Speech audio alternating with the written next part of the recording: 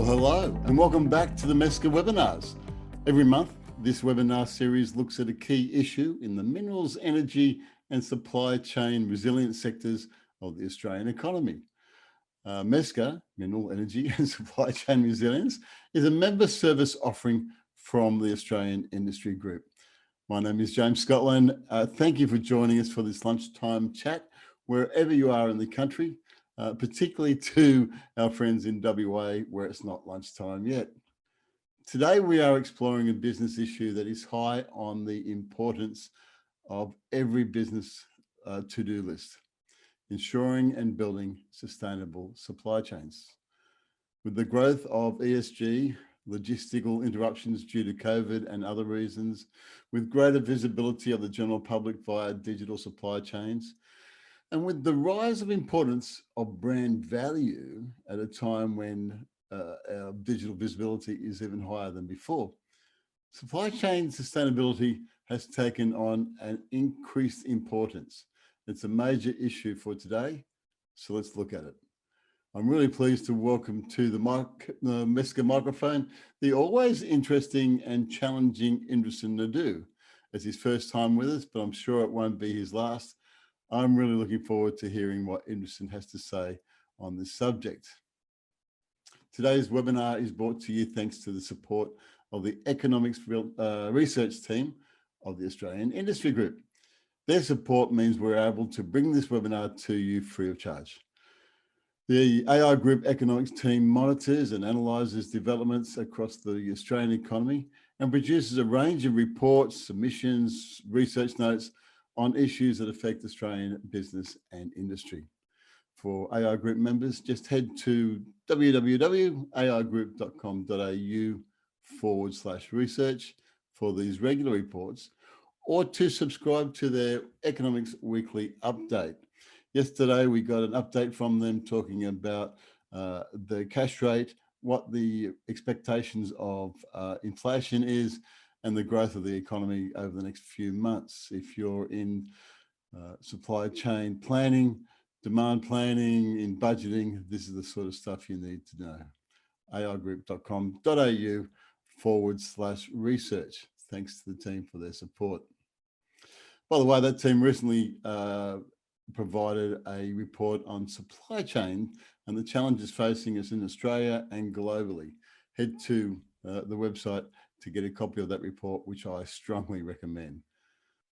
Which brings us to today's topic, supply chain sustainability. Let me try to frame the issue before introducing our guests. Now, the issue is one that started back in the 1980s. Supply chain then was simply about logistics and the transport of goods and services, transport of goods, warehousing and trucking, basically.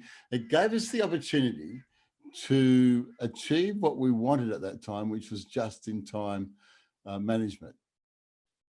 But over the years, over time, we have moved away from just-in-time and started seeing supply chain as being the central management system for efficient and effective end-to-end fulfillment, end-to-end operations. And with the rise of digital supply chains and digital tools, companies now have the ability to ensure and to demonstrate corporate social responsibility. So is supply chain sustainability about efficient and effective operations, or is it about corporate social responsibility, or is it a bigger issue than that? It certainly allows us to ask ourselves and our prospective partners in our supply chains to demonstrate compliance, operation and logistics, worker safety, staff employment practices, modern day slavery, environmental protection and practices, and the overall business ethics of the supply chain. But I think it allows us to do more than that. It raises certainly several questions. How does this impact our business? How does supply chain sustainability affect us in our daily operations as business managers and operators? What are the changes required? And what is the strategic approach that I need to take to ensure supply chain sustainability? I think we should ask our guest to explain those things to us. Indrasen Naidoo is the managing partner of Integral Supply Chain Networks, and he's the president of the WA chapter of the Australian Supply Chain Institute. Based in Perth, his passion and life's work is in the shaping of supply chain sustainability through human-centric design. Interesting. His experience is in the mining industry, but he knows that supply chain sustainability cuts across all industries. So I think he's the perfect person to talk to us about this issue. I'd like to bring in Indrasen now and say, welcome to the MESCA webinars. How did you get an interest in sustainability? Thank you, James. Good morning and good afternoon to everybody. It's exciting to be able to share my perspective with everyone today. I got into supply chain sustainability as a progression of my involvement in procurement and supply chain over the last 20 years. I've had the opportunity and privilege of working across multiple industries, mining, banking, manufacturing. And over that time, one gets to do the process improvement, digital improvements. And throughout my career, while those things were exciting, there's two areas that really excited me. One was around the supplier development space, and the other around people development. So as I started to look as to what's today's topics and today's events and what's topical, clearly sustainability is a natural progression in terms of building on my earlier supply chain focus of relationships, process, and technology. Hopefully that's a short answer. Before we get into your presentation, then, that opportunity to work across a number of industries gives you, a different perspective, I would suggest. It sounds like you were involved in supply chains of both products and services. Do you think that has given you a different perspective? It has given me a different perspective across various levels, across the entire spectrum of processes in supply chain, from a supplier relationship point of view. The dynamics differ between manufacturing, banking, for example, very different, and mining, so the opportunity to compare, contrast. Similarly, the people, skills, knowledge required, industry-specific and practices applied, supply chain and procurement practices, in some of their depth does vary. So yes, it's a fantastic opportunity I've had to compare and contrast. And in Australia, I was also fortunate to have built the Roy Hill supply chain, which was a greenfields project. So that again is very different. When you walk into the door of an organization that's existed for 150 years, as I did when I worked for De Beers, and a deep mining culture versus a greenfields operation at Roy Hill where nothing exists except a project. Very different experiences. Absolutely. I said that you are the managing partner of Integral Supply Networks. Give yourself a plug. What's that about?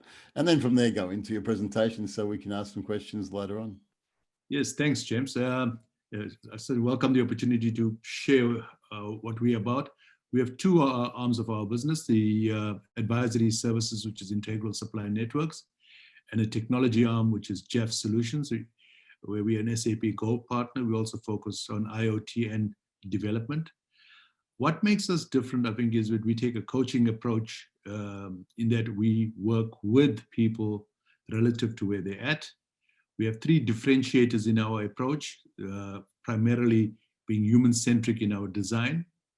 We adopt a systems thinking approach, and we'll hear a lot about that in my presentation because I believe that's a fundamental of supply chain that really needs to be amplified. And we believe in a practitioner-led adaptation. Essentially, the way work is imagined is seldom the way it happens, and therefore having practitioners and keeping the work at the center becomes a vital ingredient of paving and shaping a future.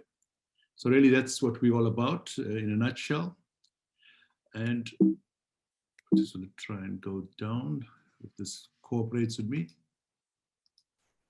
Right. So James, what I thought, it's a big topic, and let me try to frame the conversation and what really I'm trying to leave as key takeaways today. Firstly, I just want to take us through context, then a broad brush on sustainability, the impact on business, and then to the core of systems thinking and mindset. Against those three themes, if you look to your left, is a picture of how one should consider systems thinking, in a sense that we experience a lot of events, we witness a lot of things. These are often informed by patterns and then underlined by structures. And finally, at the core of it is mental models. Now, why this becomes relevant is I'd like today's presentation to be more about, in terms of overall takeaways, what's the opportunity presented by supply chain sustainability if you're an SME or a supplier into the mining industry.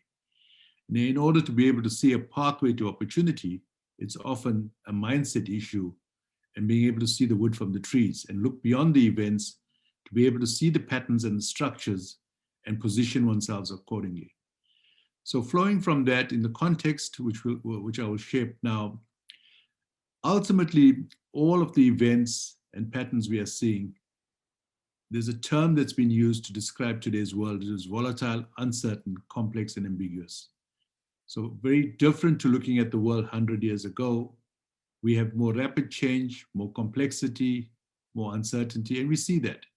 How do we see that? We see that in the shape of black swan events, COVID being an example, lots of hurricane storms, weather patterns. We see it in increasing spread of geopolitical tensions, moving across into consumer activism, social activism, incoming inequality gaps. All of these are structures and patterns that we see in today's world. Moving more towards the investment world, we see the shift towards responsible investments or investing, and the shift away from fossil fuels for many investment companies. And then importantly, and a concept we'll talk a bit more about later on, is planetary boundaries. I mean, ultimately, we live in a physical world, and the Earth, by some work done in research, there's 9 planetary boundaries defined, and one of the more topical ones is that of climate change and net zero. Then you have Earth Overshoot Day, which is essentially, to continue the way we are at the population size we have, and at the moment, we effectively need just about two equivalent sizes of the planet Earth to sustain us. Or said differently, by August, roughly 22nd of August last year, we consumed all that the ecological environment is able to produce. So we're actually living in deficit beyond August. When we have on the technology front opportunity for Industry 4.0, we have supply chain resilience being spoken about. There's talk about onshoring, and there's Australian manufacturing that's on the up. So all of these many things are very critical when we understand and try to appreciate supply chain sustainability, because context is very key to complex and adaptive systems. And that context also offers us opportunity as SMEs to think about the world differently.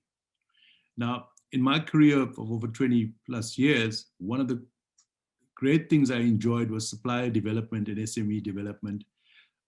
You have Supply Nation in Australia. I was a founding director of the equivalent in South Africa in 2010.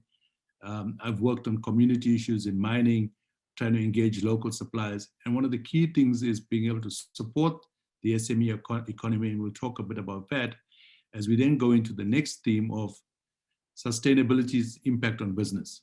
Reporting, ESG, social license to operate, access to capital, all of these things place a leadership challenge which needs to be responded to.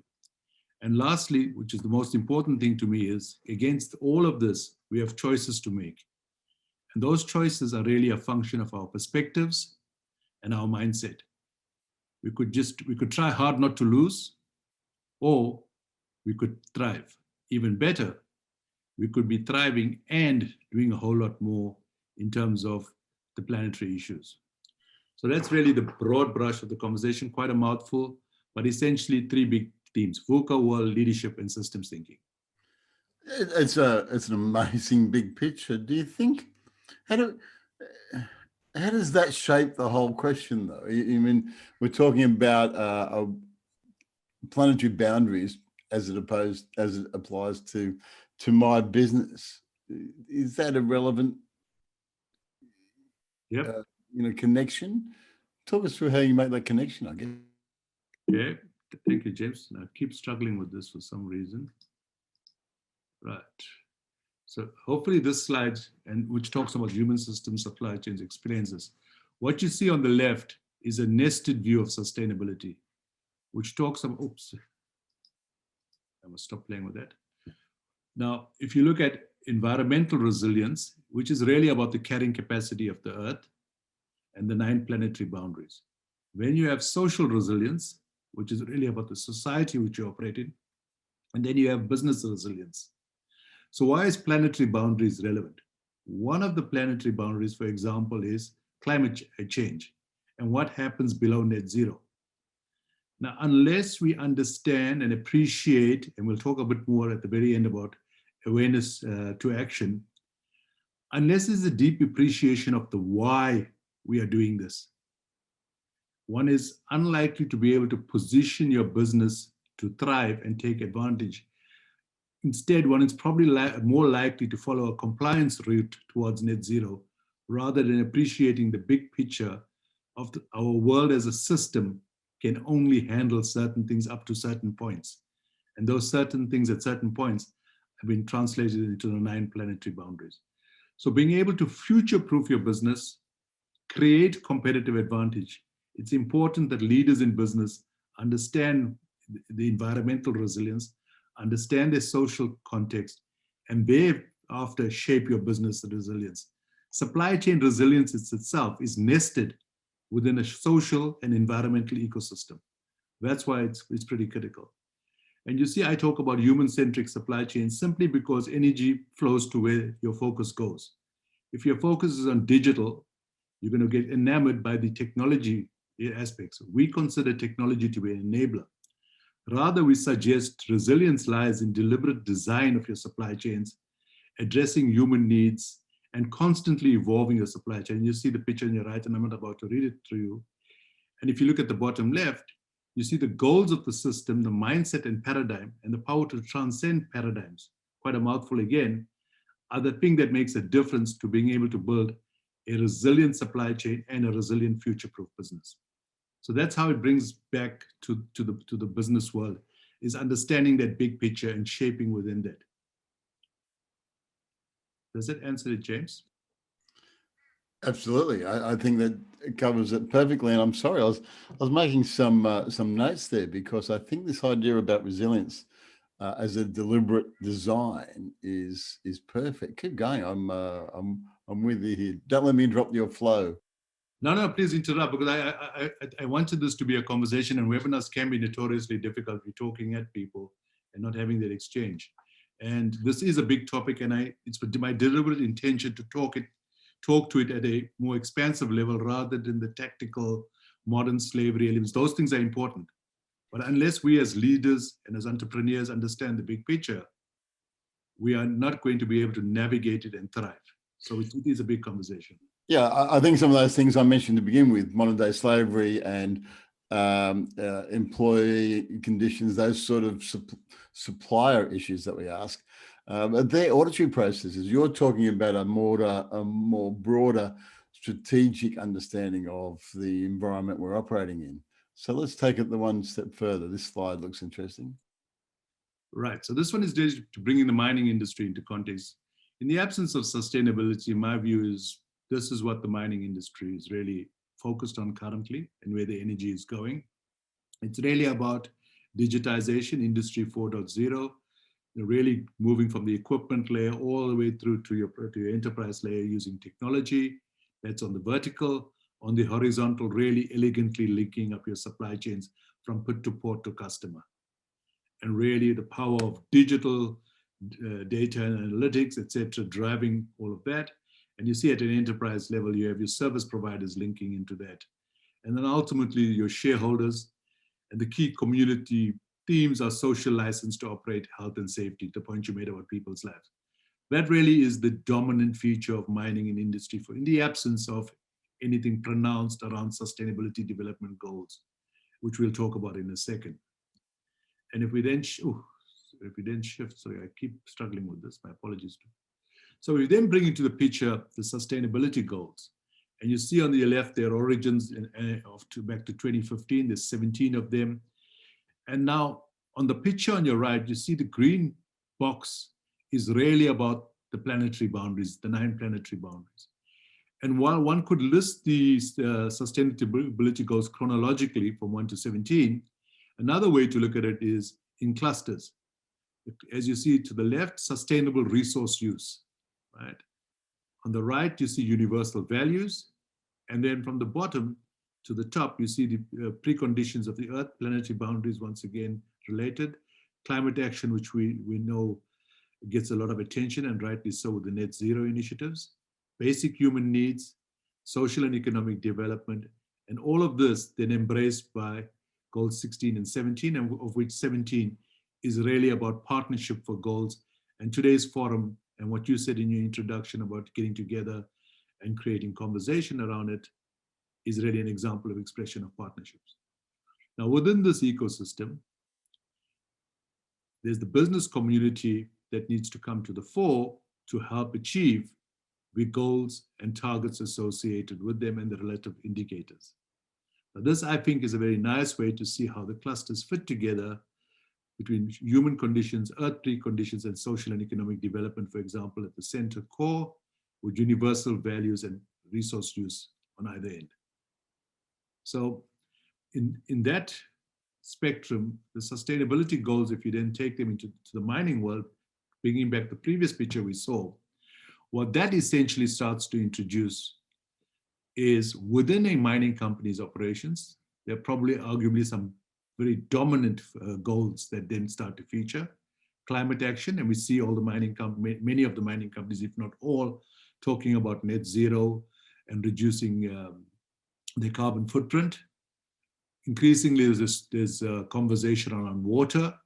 Now, water, sadly, is cheap and therefore doesn't get the attention it deserves, but it is a looming risk and a big risk in many areas, and very contextual.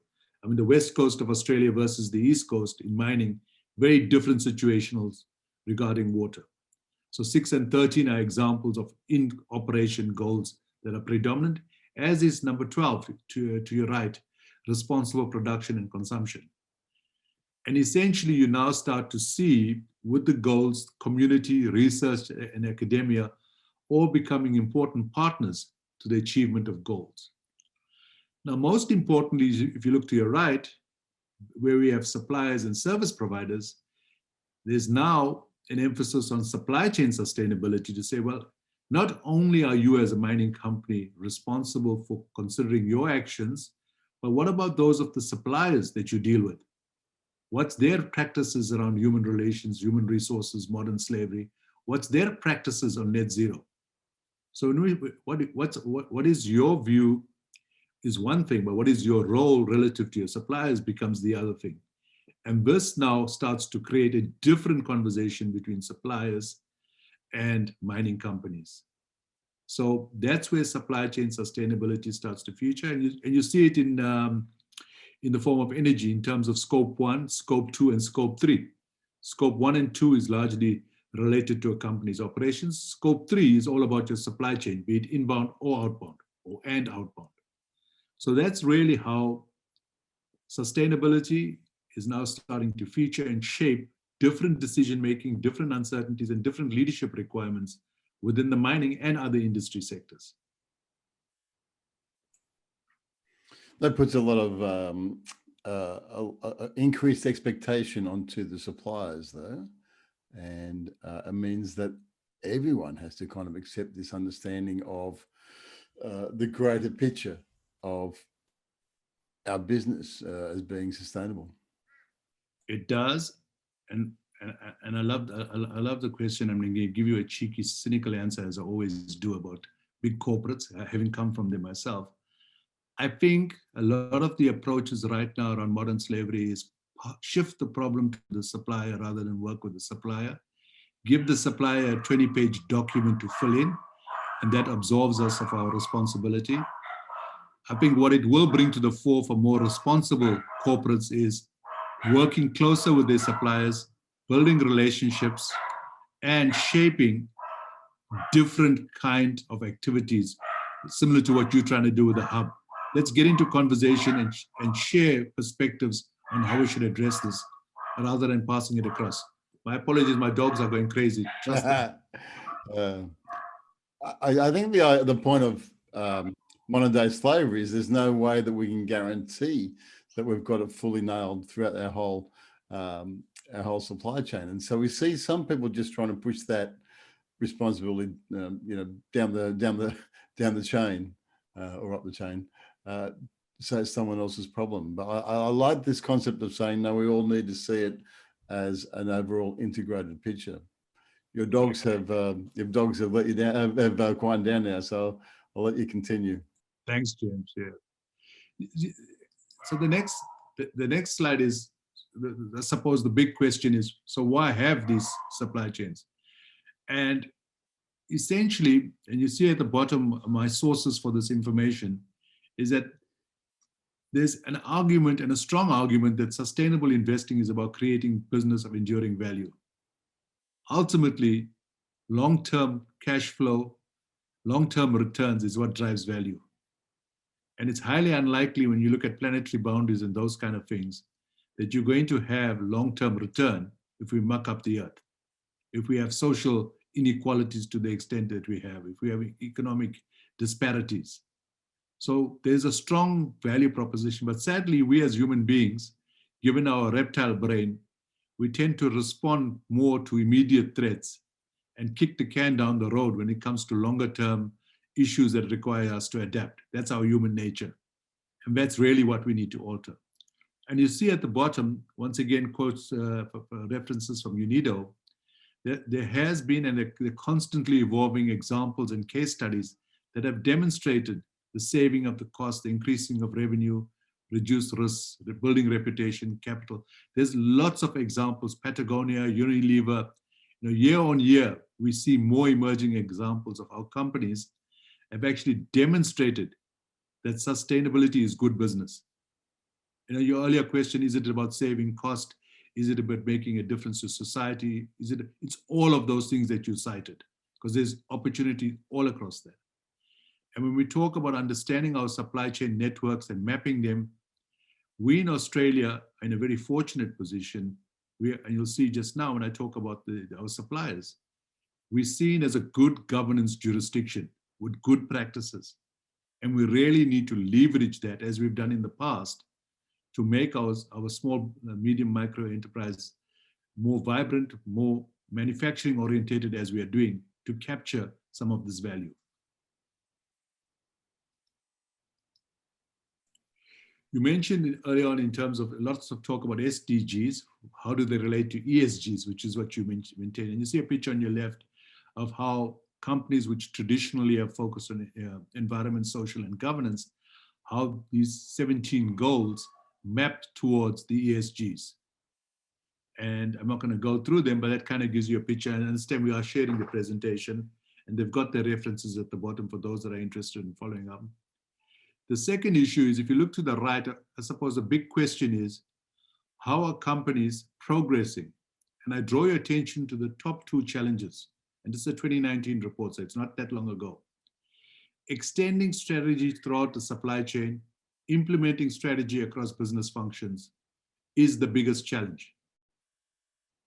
So, clear indication that we need to collaborate, we need to get together, and it's the human system that's a constraint to progress.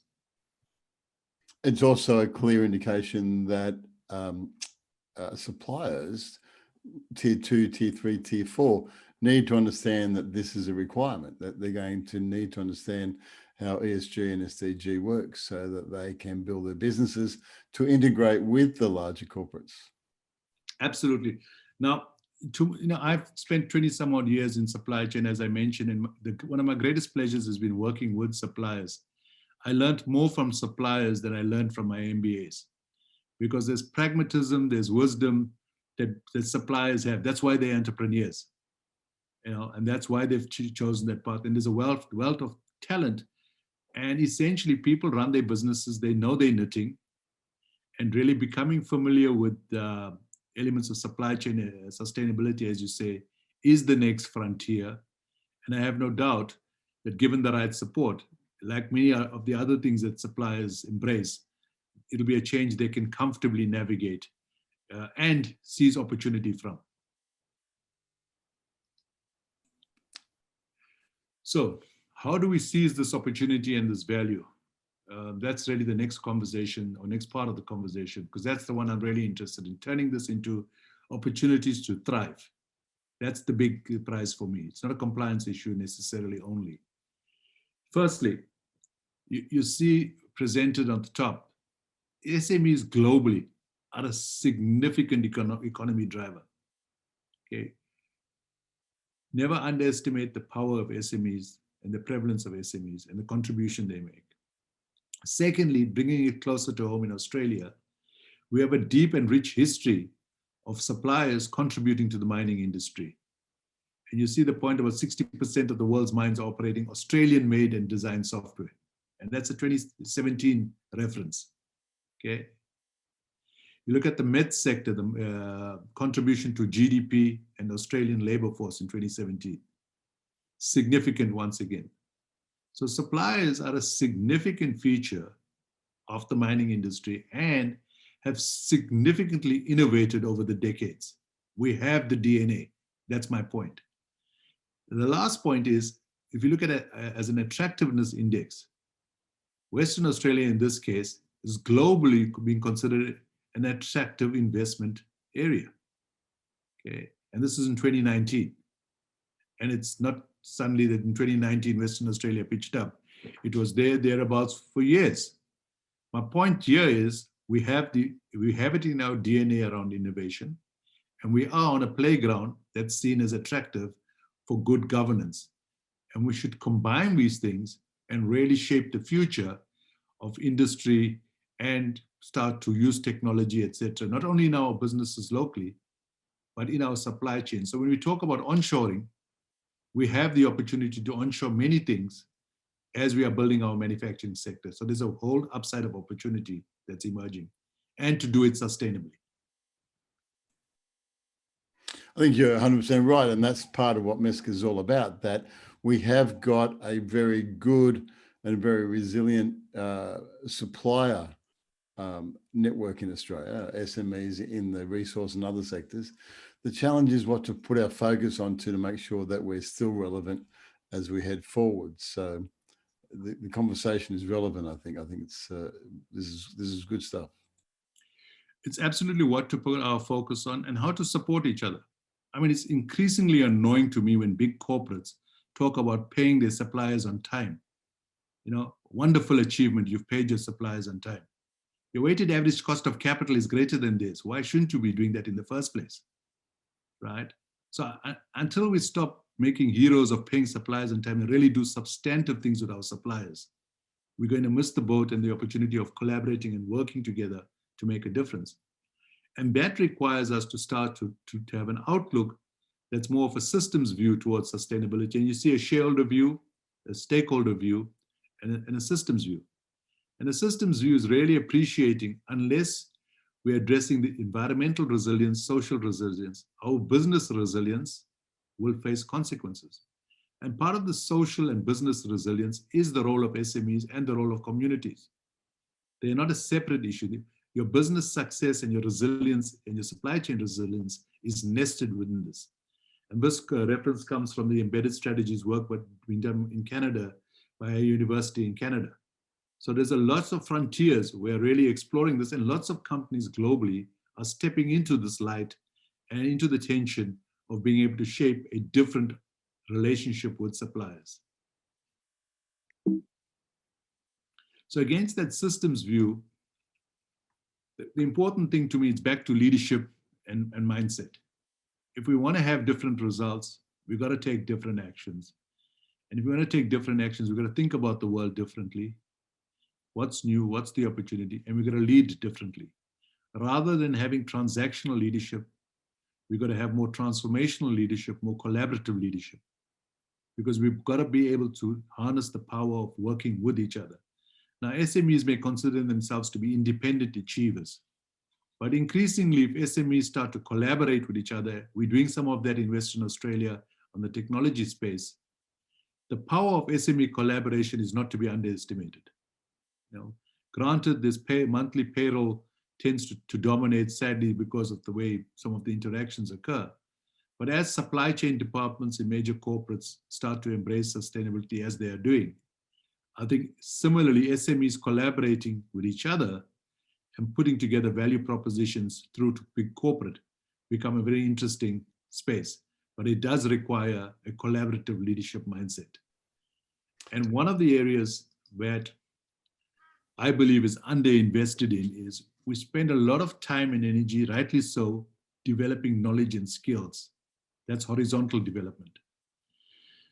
The missing ingredient is vertical development. And vertical development is really about our action logic.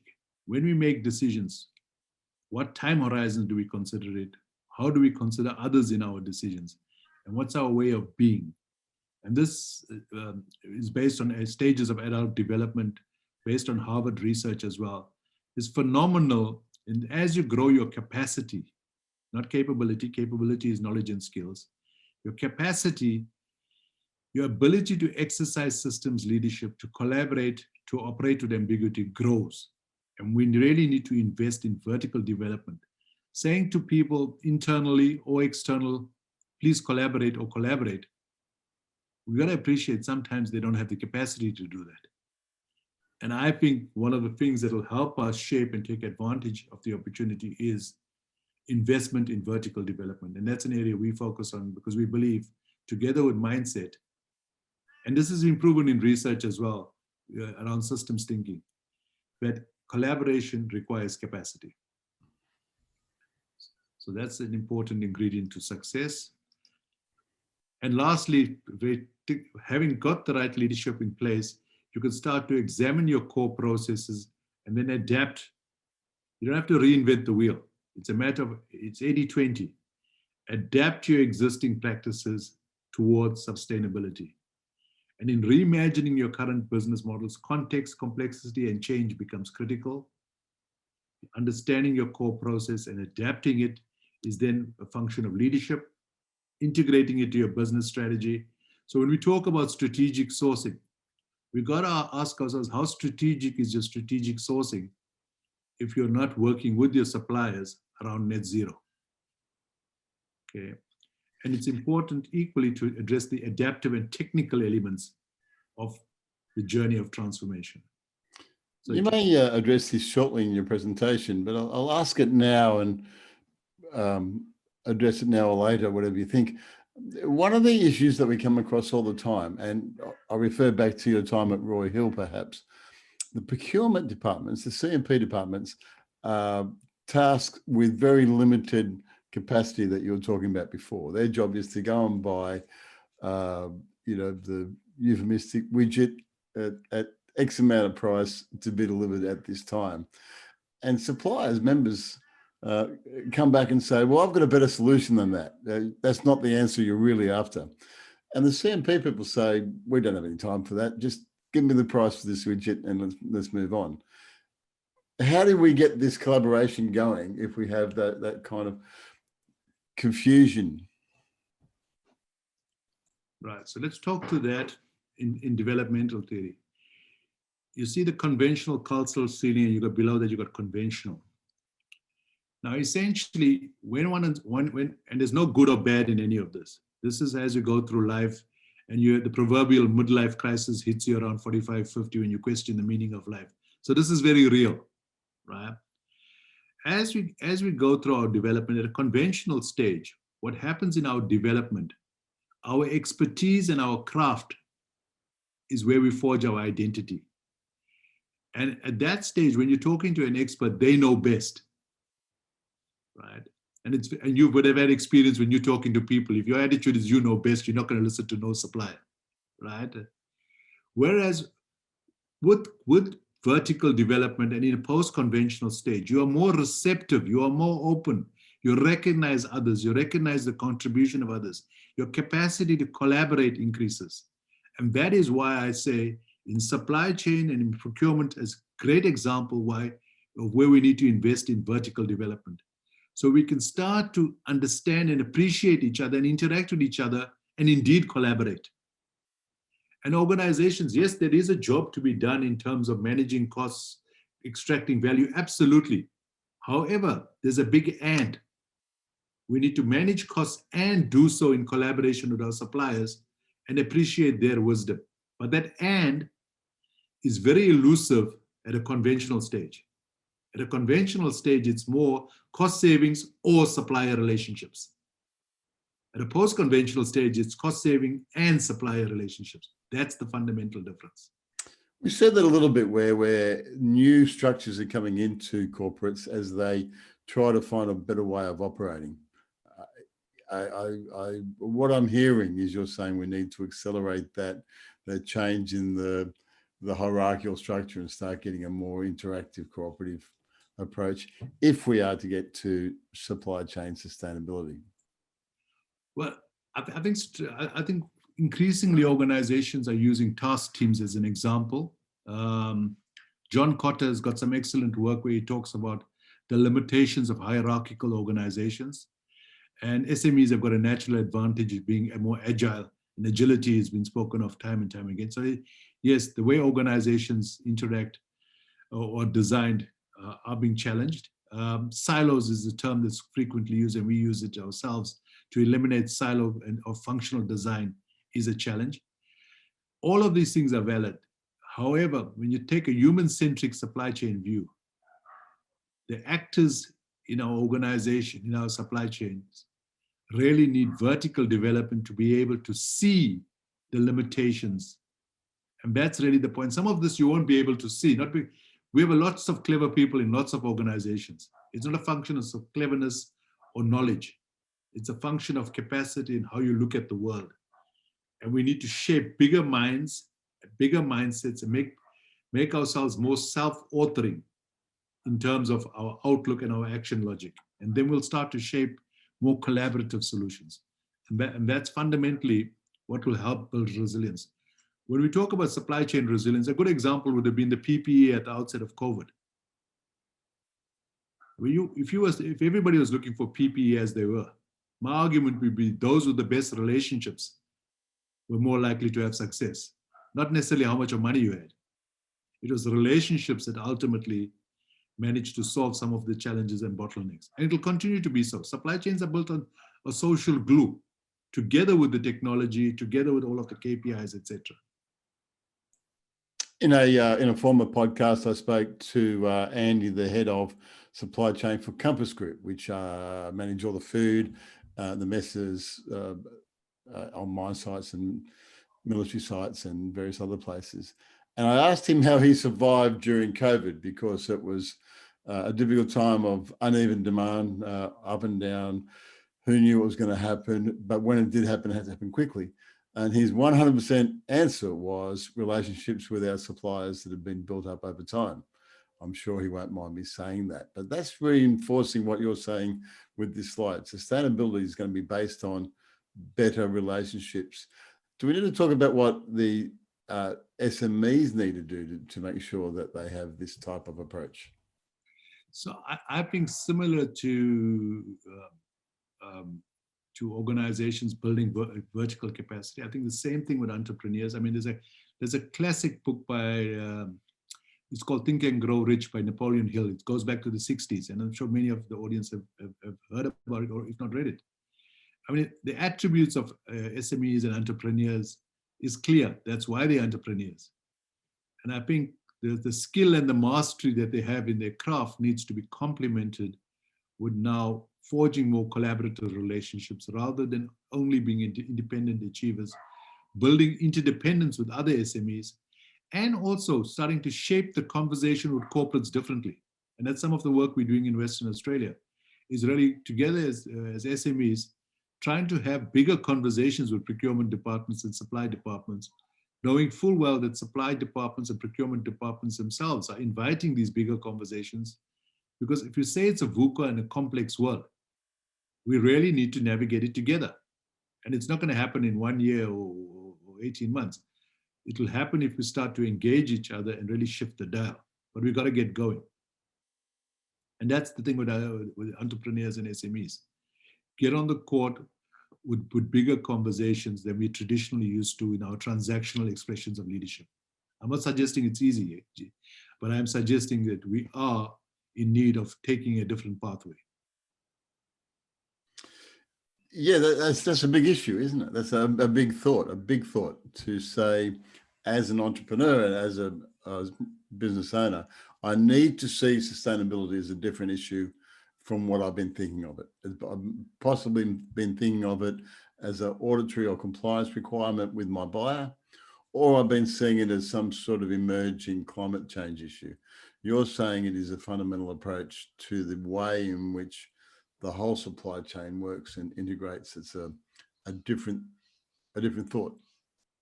Yes, and it's a big opportunity for us because we're sitting on a wonderful platform to be able to harness that, because we are fortunate that Australia has a lot of um, the factors, the economic and technology to be able to support us having that aspiration and ambition.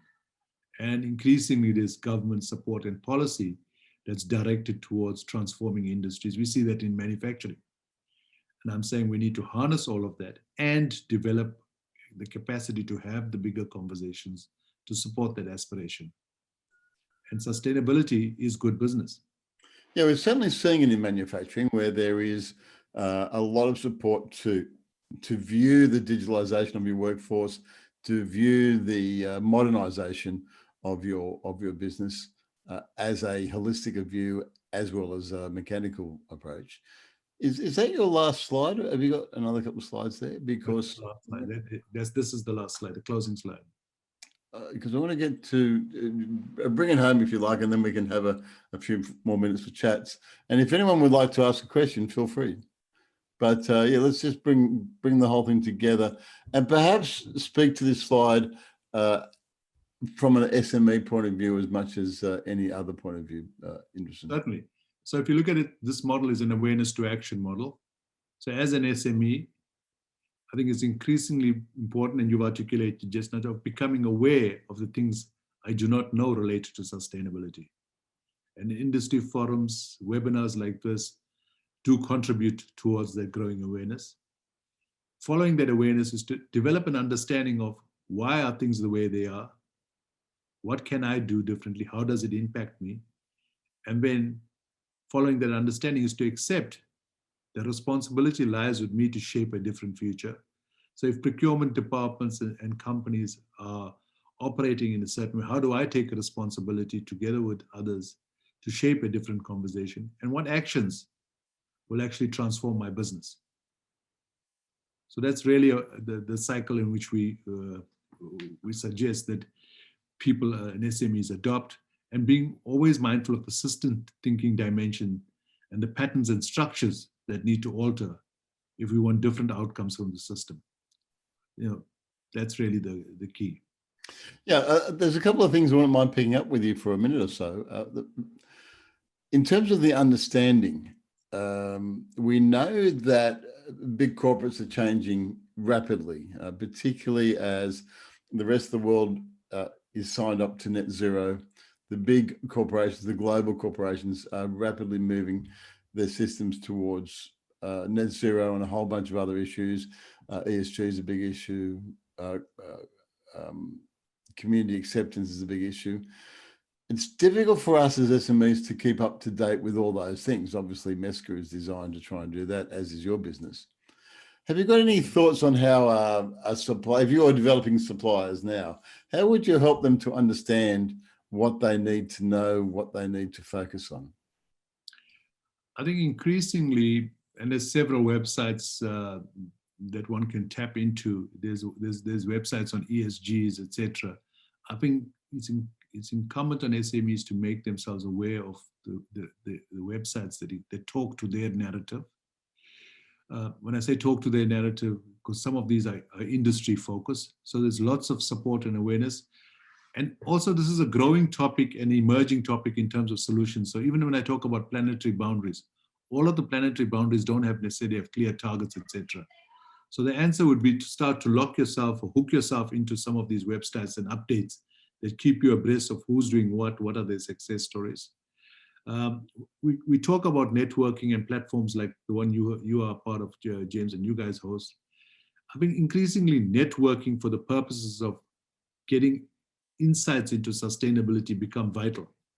and sharing with each other what's possible.